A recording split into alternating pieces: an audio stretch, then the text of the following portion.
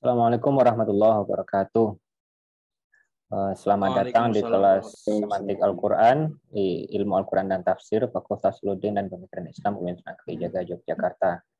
Dalam mata kuliah ini kita akan mendiskusikan buku Toshiko Izuzu, seorang sarjana kelahiran Tokyo 1914 ya. Dia profesor di Institut Studi Kebudayaan dan Bahasa Universitas Keio Tokyo, menjadi profesor tamu juga di McGill University Montreal.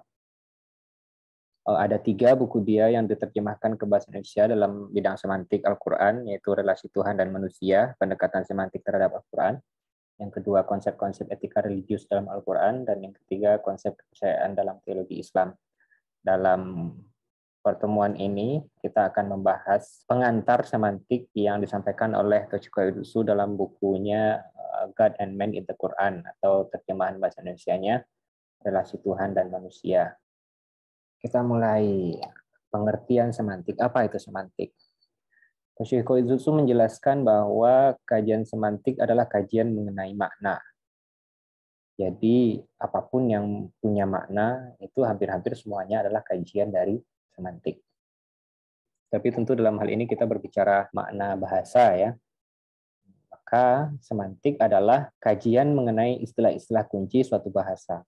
Akan tetapi, kajian mengenai istilah-istilah kunci ini bukan sekedar makna luarannya saja atau makna kamus. Jadi kalau misalnya apa makna dari buku, maknanya adalah book, atau sebaliknya apa makna book, maknanya adalah buku. Enggak seperti itu yang dimaksud dalam semantik, tidak sesederhana itu. Makna dalam hal ini adalah konsep apa yang dimiliki oleh sebuah kata.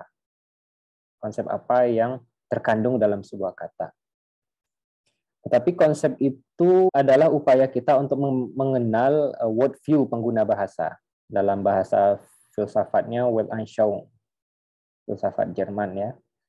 Jadi bukan hanya untuk mengenai kosakata dan maknanya saja, tetapi mengenal kebudayaan pengguna bahasanya. Mengenal bagaimana pengguna bahasa memahami dunia. Nanti di belakang kita akan bahas kembali apa itu worldview. Jadi bagaimana semantik Al-Quran? Semantik Al-Quran dengan demikian adalah kajian mengenai kata kunci Al-Quran. Jadi Al-Quran di sini diposisikan sebagai pengguna bahasa, yaitu bahasa Arab. Kajian mengenai kata kunci Al-Quran yang ditujukan untuk memahami Weltanschauung Al-Quran, memahami worldview Al-Quran, yaitu pandangan dunia Al-Quran. Bagaimana Al-Quran mendefinisikan, menjelaskan, menstruktur dunia, menciptakan pengetahuan mengenai dunia. Ada 3 prinsip dari semantik ya, yang disampaikan oleh Toshiko Izuzu di bukunya ini. Prinsip pertama adalah keterpaduan konsep-konsep individual. Jadi di sini Izuzu meyakini bahwa makna kata itu muncul dari perpaduannya dengan kata-kata yang lain. Jadi kata itu tidak pernah berada dalam isolasi. Kata berada dalam sistem. Kita kan kalau ngomong membentuk kalimat kan. Di dalam kalimat itu kan ada banyak kata. Makna atau pesan dari kalimat itu muncul dari pertalian antar kata dan kata. Untuk memperlihatkan bagaimana pertalian kata itu memunculkan konsep, Toshiko Izuzu membandingkan bagaimana kata Allah digunakan pada masa jahiliyah dan kata Allah digunakan oleh Quran. Jadi satu hal penting di sini, kata Allah itu tidak pertama kali digunakan oleh Al-Quran. Jadi orang Arab jahiliyah pra-Islam itu telah mengenal Allah. Contoh yang paling sederhana, nama bapak Nami Abdullah kan. Jadi udah ada itu kata Allah sebelum Islam. Dan mereka ada talbiyahnya juga, labbaik Allahumma labbaik. Kita kalau haji kan itu juga ada versi jahiliyahnya, labbaik Allahumma, ada Allah, digunakan Allah di situ. Tetapi dalam Arab jahiliyah kata Allah itu salah satu relasi pentingnya adalah alihah. Alihah artinya Tuhan-Tuhan.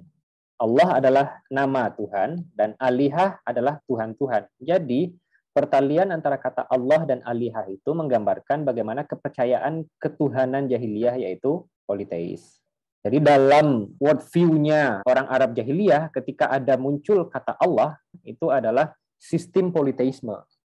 Jadi bukan untuk mengenal makna Allah secara individual, tetapi bagaimana kata Allah ini berada dalam sistem ketuhanan masyarakat jahiliyah. Makanya Allah ketika berhubungan dengan alihah, kelihatan di situ konsep ketuhanan politeis yang diyakini oleh masyarakat jahiliyah.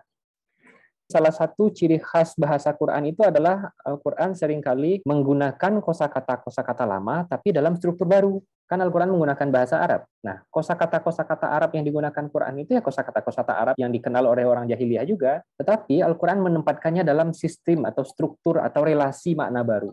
Nah, Al-Quran mengaitkan Allah dengan Ahad. Ketika Allah berhubungan dengan Ahad, maka maknanya berubah menjadi monoteis, tauhid. Maka konsep Allah dalam versi Quran adalah Allah yang ahad, Allah yang monoteis. Jadi ada relasi kata yang berbeda antar Arab jahiliyah dan versi Quran, meskipun sama-sama istilahnya Allah. Ini contoh yang sederhana saya tampilkan di bawah ya, misalnya kata cinta. Banyak kata-kata lain yang digunakan di sekitarnya, misalnya manusia, suami, istri, laki-laki, perempuan, anak, orang tua, kerabat, teman, silaturahim, seks, mesum, baik, buruk, hukum, dan seterusnya. Banyak sekali. Misalnya anggap si A, dia menggunakan kata cinta dan di sekitar kata itu dia menggunakan istilah-istilah kata-kata seperti suami, istri. Maka cinta dalam hal itu ada makna yang khas. Tapi ada si B, kata cinta itu dia gunakan berelasi dengan kata-kata lain yaitu orang tua dan anak. Makna cinta versi A dan makna cinta versi B itu berbeda. Perbedaan timbul karena relasi yang berbeda antar kata. Si C juga menggunakan kata cinta. Tetapi konsep-konsep yang dihubungkan dengan cinta oleh dia misalnya mesum, maka berbeda lagi maknanya kan. Nah, itulah hubungan antara konsep-konsep individual itu memunculkan makna tertentu. Nah, maka dalam mengkaji semantik Al-Quran, kita harus mengidentifikasi hubungan antara kata itu dan hubungan itu memunculkan konsep apa. Jadi kalau baca Quran, melihat terminologi-terminologi Quran, bandingkan dengan kosakata-kosakata di sekitarnya, dan relasi itu memunculkan makna apa. Itu prinsip pertama. Prinsip kedua, ada dua level makna dasar dan makna relasional. Makna dasar adalah makna yang melekat dengan kata. Kemanapun kata itu digunakan, makna itu ada pada dirinya, karena dia melekat kepada kata itu. Makna relasional adalah makna tertentu yang muncul dalam pemakaian kata. Jadi ketika kata itu digunakan, dipakai, dan berelasi dengan banyak kata yang lain, muncul makna-makna baru, level makna yang lain. Nah, itu adalah makna relasional. Contoh yang dalam bahasa Indonesia ya, ada istilah eksekutif. Makna dasarnya adalah hal-hal yang berkenaan dengan pengelolaan.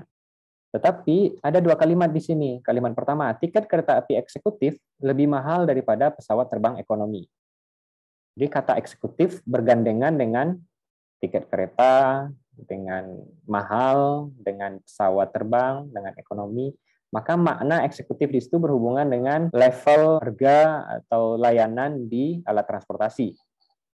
Nah, itu makna relasionalnya. Gara-gara dia berelasi dengan kata-kata seperti tiket kereta api, pesawat terbang, dan seterusnya. Kalimat kedua, calon menantuku adalah seorang eksekutif muda. Nah, eksekutif ini berhubungan dengan calon menantu, muda, itu kan berhubungan dengan orang. Jadi makna eksekutif ini berubah menjadi karir, berbeda makna relasionalnya. Tapi makna dasarnya tetap itu berhubungan dengan pengelolaan. Kalau yang pertama itu pengelolaan level service atau jasa layanan di kereta api, yang kedua adalah orang yang mengelola kebijakan-kebijakan tertentu di bisnisnya, di karirnya. Dia adalah seorang eksekutif. Jadi ada makna dasar yang yang melekat kepada kata itu, tetapi ketika dia digunakan dalam sebuah struktur kalimat, ada makna relasional yang muncul di situ. Nah, ini contoh versi Quran. Ada makna kata yaum. Yaum itu adalah hari yang kita kenal lewat pagi, bergeser menjadi siang, sore, malam, dan berputar kepada pagi kembali. Yaum, hari. Itu makna dasarnya.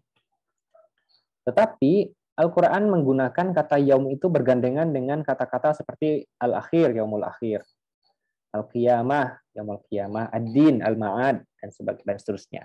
Nah, yaum dalam relasi baru ini, dalam relasi kosakata ini, itu makna dasarnya tetap, yaitu masa, waktu. Makna dasarnya ada sesuatu yang berhubungan dengan waktu. Tetapi ketika dia berhubungan dengan al-akhir, al-qiyamah, ad-din, al-ma'ad, maka ada makna relasional yang dia timbulkan, yaitu hal-hal yang berhubungan dengan eskatologi. berhubungan dengan hari akhir. Gitu. Hari akhir itu tidak lagi ditandai dengan terbitnya matahari, beralih menjadi siang, sore, malam, dan pagi. Enggak itu lagi. Makna dasarnya berhubungan dengan waktu masih ada, tapi konteks relasionalnya sudah berbeda menjadi eskatologi. Contoh yang lain kafaro dan syakaro.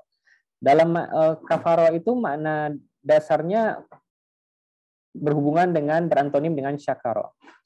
Tetapi ternyata Al-Quran menggunakan kata kafaro dalam relasi makna baru, yaitu berhubungan dengan amanah. Jadi jika kafaro dan syakaro di sini makna kafaro adalah tidak tahu terima kasih, ya, lawan dari syakaro terima kasih. Kalau di sini ternyata Al-Quran menggunakannya berlawanan dengan amanah. Maka kafaro artinya tidak iman. Jadi makna relasionalnya kafaro ketika berhubungan dengan kata amanah adalah tidak iman. Tetapi makna dasarnya masih ada situ. Tidak iman itu berhubungan dengan tidak terima kasih kepada Allah. Makna dasarnya tetap ada, melekat pada dirinya. Cuman makna dasar itu tidak mengungkap seluruh konsep. Untuk bisa mengenal seluruh konsep itu kita harus mengaitkan, mengidentifikasi makna apa yang muncul dari relasi-relasinya dengan Allah, ayah, syakaro, amanah. Begitu. Nah, makna relasional itu ketika kata berhubungan dengan kata-kata yang lain itu membentuk apa yang disebut sebagai medan semantik. Contohnya di sini ya, kata yaum.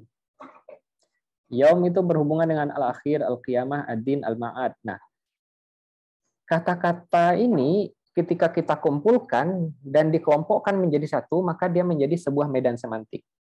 Lihat grafik yang di kiri ini ya. Grafik besar ini ki. Ini adalah semua kosakata Quran. Seluruhnya yang ada dalam Quran. Ada satu kata yang diambil, yang difokus dikaji, yaitu yaum. Di sekitar yaum itu ada al-akhir, al-qiyamah, ad-din, al-ma'ad. Ini dia yang kotak-kotak ini. Nah, konsep ini semua itu menunjuk kepada konsep eskatologis. Maka ada menjadi sebuah medan semantik tertentu, yaitu medan semantik konsep eskatologis Al-Quran. Tapi harus hati-hati di sini karena medan semantik itu bisa sangat rumit sekali. Mengapa? Karena yaum itu di satu waktu dia digunakan dalam satu medan semantik, tapi di waktu yang lain dia digunakan dalam medan semantik yang lain lagi. Jadi ada struktur yang rumit di antar kata ini. Ini prinsip kedua. Makna dasar dan makna relasional. Prinsip ketiga, kosakata dan will ansha. Kosakata itu ya kosakata yang kita gunakan kalau dalam bahasa Indonesia. Apa aja kosakata yang digunakan oleh orang Indonesia, semua kosakata itu. Nah, semua kosakata itu pada dasarnya mencerminkan kultur pengguna bahasa. Kultur itu menggambarkan bagaimana pengguna bahasa itu menginterpretasikan dunia, memahami dunia. Jadi bahasa itu bukan sekedar alat untuk komunikasi ya. Kalau kita memahami bahasa secara sederhana, emang itu alat komunikasi. Saya ingin menginformasikan sesuatu kepada kalian, maka saya menggunakan bahasa. Benar. Tapi tidak sesederhana itu sebenarnya. Bahasa itu juga alat untuk memahami sesuatu. Bahasa adalah alat untuk menstruktur sesuatu. Memahami itu maksudnya seperti apa? Ketika kita menemukan sesuatu hal, anggaplah buku, gitu ya. Nah, buku ini ternyata bukan buku yang biasa kita lihat. Buku ini kok tampilannya seperti kain. Jadi aneh sepertinya, bukan buku yang biasa kita lihat. Nah, cara kita untuk memahami itu salah satunya adalah lewat bahasa. Mengapa? Karena kita akan melekatkan deskripsi kepadanya. Buku ini tidak menggunakan kertas, tetapi menggunakan kain.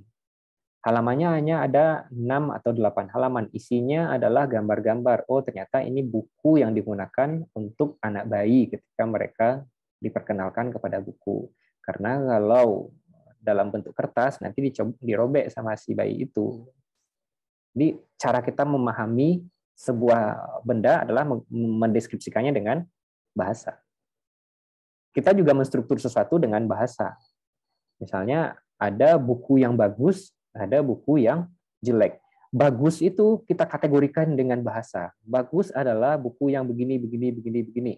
Jelek adalah buku yang begini, begitu, begitu, begitu, begitu. Nah, semua itu distruktur lewat bahasa. Ada orang yang belum mengenal mana buku yang baik dan mana buku yang jelek. Kemudian lewat bahasa dia mendapatkan dua struktur itu. Oh, ketika buku yang baik itu dijelaskan dengan deskripsi yang seperti ini, maka saya tahu ada buku yang baik. Ketika ada deskripsi yang seperti ini, maka saya tahu ini buku yang jelek. Itu menstruktur pola pikir kita. Sebelumnya kita nggak tahu tuh. Sebelumnya seseorang yang anak kecil yang belum belajar tentang berbagai macam bentuk buku, misalnya dia nggak tahu tuh.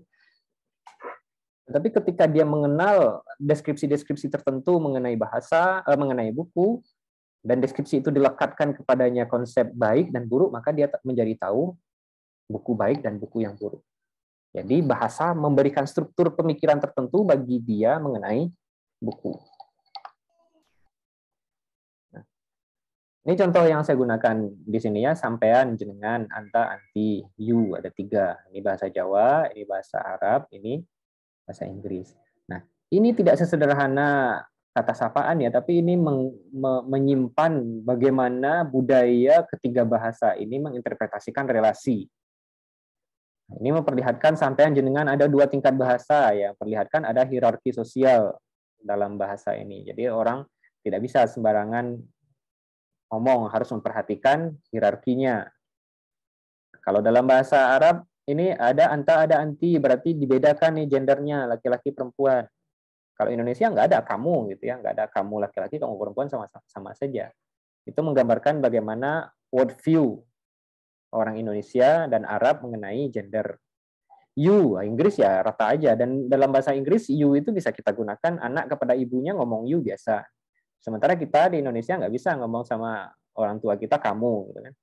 Jadi dalam bahasa itu melekat bagaimana pandangan dunia kita mengenai pandangan kita mengenai dunia, bagaimana kita menginterpretasikan dunia, bagaimana kita menstruktur dunia. Nah, ini contoh gambar ini yang ketiga, gambar yang di kiri ini ya.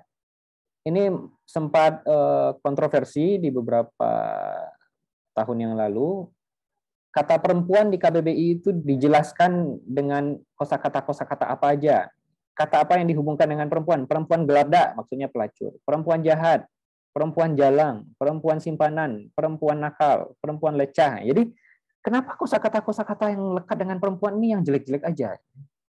Jadi ini menggambarkan bahwa agaknya emang world view orang Indonesia terhadap perempuan itu emang seperti ini. Makanya direbutkan oleh orang-orang harusnya KBBI mengganti entry-nya menggunakan kosakata yang lebih baik. Seperti itu. Jadi kosakata dalam bahasa itu tidak mati, tidak bisu, tetapi dia menyimpan bagaimana budaya pengguna bahasa itu menginterpretasikan dunia. Itu kosakata dan well and shown. Ini adalah 3 prinsip analisis semantik yang digunakan oleh Isuzu dan dia terapkan terhadap Al-Quran. Maka 3 hal ini harus diperhatikan ketika melakukan analisis semantik terhadap Quran. Bahwa semua kata itu harus diperhatikan relasinya dengan kata-kata yang lain, harus diperhatikan level maknanya, level makna dasar dan makna relasional, dan analisisnya bukan hanya sekedar mengenal kata, tetapi mengetahui word view Quran. Begitu. Jadi inilah pengantar pertama materi semantik Al-Quran dalam buku Relasi Tuhan dan Manusia dari Toshiko Isuzu.